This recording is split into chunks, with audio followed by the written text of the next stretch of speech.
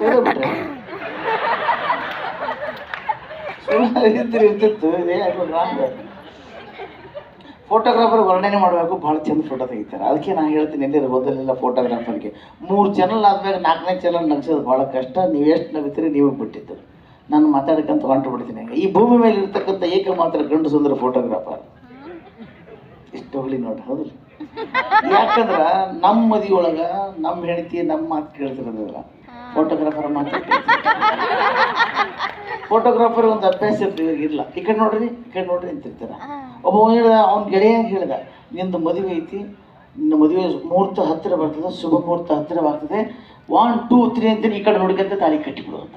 ಈ ಕಡೆ ನೋಡ್ಕೊಂತ ತಾಳಿ ಕಟ್ಟಿಬಿಟ್ಟ. ಯಾರಿಗೆ? ಆ ಹುಡುಗಿ ಅವ್ಗ. ಅದಕ್ಕೆ ನೋಡಿ, 30-35 ವರ್ಷ ಹಿಂದೆ ನಮ್ಗೆ ಯಾವುದು ಕಾರ್ಯಕ್ರಮ ಇರಲಿಲ್ಲ. ಅವಾಗ ನಾನು LIC ಏಜೆಂಟಾಗಿ ಕೆಲಸ ಮಾಡ್ತಿದ್ದೆ. LIC ಏಜೆಂಟ್ ಆದರೆ ಒಬ್ರು ಯಾರು LIC ಪಾಲಿಸಿ ಮಾಡಿಸ್ಲಿಕ್ಕಂತ ನಿಮ್ಮ ಹತ್ರ ಬಂದರೆ ಒಂದು ಸಲಕ್ಕೆ ನೀವು ಪಾಲಿಸಿ ಕೊಡ್ತೀರಾ? ಸಾಧ್ಯನೇ ಇಲ್ಲ. 10 ಸಾರಿ ಅವ್ರ ಮನೆಗೆ ಅಡ್ಡಾಡಬೇಕು.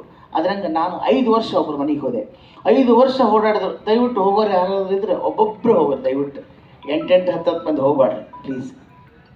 ಯಾಕಂದ್ರೆ ಸ್ವಾಮಿ ವಿವೇಕಾನಂದರವರು ಅವರೆಲ್ಲ ಒಬ್ಬೊಬ್ಬರೇ ಹೋದರು. ನಾವು ಇವತ್ತು ನೆನ್ಪಿಟ್ಟಿವಿ ಅವ್ರನ್ನೆಲ್ಲ. 8-10 ಮಂದಿ ಹೋಗಿ ನೆನ್ಪಿಡೋಕ್ಕಾಗಲ್ಲ ಯಾರ್ಯಾರು ಹೋಗಿ ಅಂತ. ಅದಕ್ಕೆ ಒಬ್ಬೊಬ್ರು 5-5 ನಿಮಿಷ ಬಿಟ್ಟು ಹೋಗ್ಬಿಡ್ರಿ. ನಿಮ್ಮಿಂದ ನಾನು ಬರ್ತೀನಿ, ಹೋಗ್ಬೇಡ. ನೋಡಿ, 5 ವರ್ಷ ಆಯಿತು LIC ಪಾಲಿಸಿ. ಅವ್ರ ಮನೆಗೆ ತಿರುಗಿದೆ, ಒಟ್ಟು ಪಾಲಿಸಿ ಮಾಡಿಸ್ಲಿಲ್ಲ. ಲಾಸ್ಟಿಗೆ ಏನಾಯಿತು, ಅವ್ರ ಯಜಮಾನ್ರು ಅಧ್ಯಕ್ಷರಾಗಿಬಿಟ್ರು. ನಾ ಹೋದೆ, ಅತ್ತಿಗೆಯವರೇ ಅಣ್ಣವರು ಅಧ್ಯಕ್ಷರಾಗ್ಯಾರ, ಈಗ ಒಂದು LIC ಪಾಲಿಸಿ ಮಾಡಿಸ್ರಿ ಅಂದೆ. ಅವರು ಸರಿ, ಅವರು ಪಾಪ ನಮ್ಮ ಮನೆಗೆ 5 ವರ್ಷದಿಂದ ಬರ್ತಾಯಿದ್ರು, ಒಂದು ಪಾಲಿಸಿ ಮಾಡಿಸ್ರಿ ಅಂದರು. ಒಂದು 10 ಲಕ್ಷ LIC ಪಾಲಿಸಿ ಮಾಡಿಸ್ಕೊಟ್ಬಿಟ್ರು. ಪಾಲಿಸಿ ಮಾಡಿಸಿದೆ, ಎಲ್ಲ ಆಯಿತು. 6 ತಿಂಗಳದಾಗ ಅವ್ರು ಸತ್ತೋಗ್ಬಿಟ್ರು. ನನಗೆ ಅವಾಗ ಅನಿಸ್ತು, ಸುಮ್ಮನೆ ಬಿಟ್ಟಿದ್ರು ಬದುಕ್ತಿದ್ರು ಏನು. 5 ವರ್ಷ ಆದ್ರೆ ನಮ್ಮ ಮನೆಗೆ ಒಂದು ಫೋನ್ ಬಂತು. ಎಲ್ಲ LIC ರೊಕ್ಕ ಕೊಡಿಸ್ಬಿಟ್ವಿ. ನಮ್ಮ ಮನೆಗೆ ಒಂದು ಫೋನ್ ಬಂತು. ಅಣ್ಣ ಯಾರಿಗೆ ಅಂತ. ನಾನು ಅಕ್ಕ ಸತ್ಯ, ನಾನು ಅಕ್ಕ ಅಂದೆ. ಎದಕ್ಕೆ ಅಕ್ಕ ಅಂದೆ. ಸ್ವಲ್ಪ ಅರ್ಜೆಂಟ್ ಮನೆಗೆ ಬಾ ಅಣ್ಣ ಅಂದರು.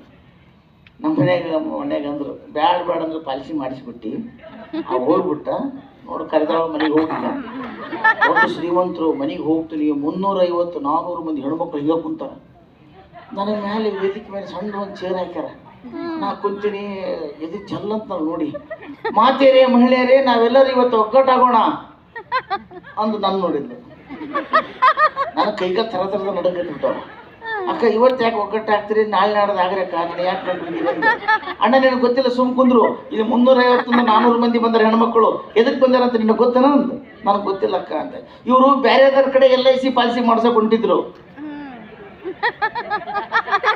ನಾನಂದೆ, ಅಣ್ಣನ ತಲೆ ಮಾಡಿಸ್ರಿ, ಅಣ್ಣನ ಕೈಗುಣ ಚಲೋ ಐತೆ. ಇಷ್ಟಂದ್ರೆ ಏನಾಗ್ತಿದ್ದಿಲ್ಲ. ಮುಂದೊಂದು ಮಾತಂದು, ಅಣ್ಣನ ಕೈಗುಣ ಚಲೋ ಐತೆ, ಅಣ್ಣ 6 ತಿಂಗಳದ ರಿಸಲ್ಟ್ ಕೊಟ್ಟು ಬಿಡ್ತಾನ.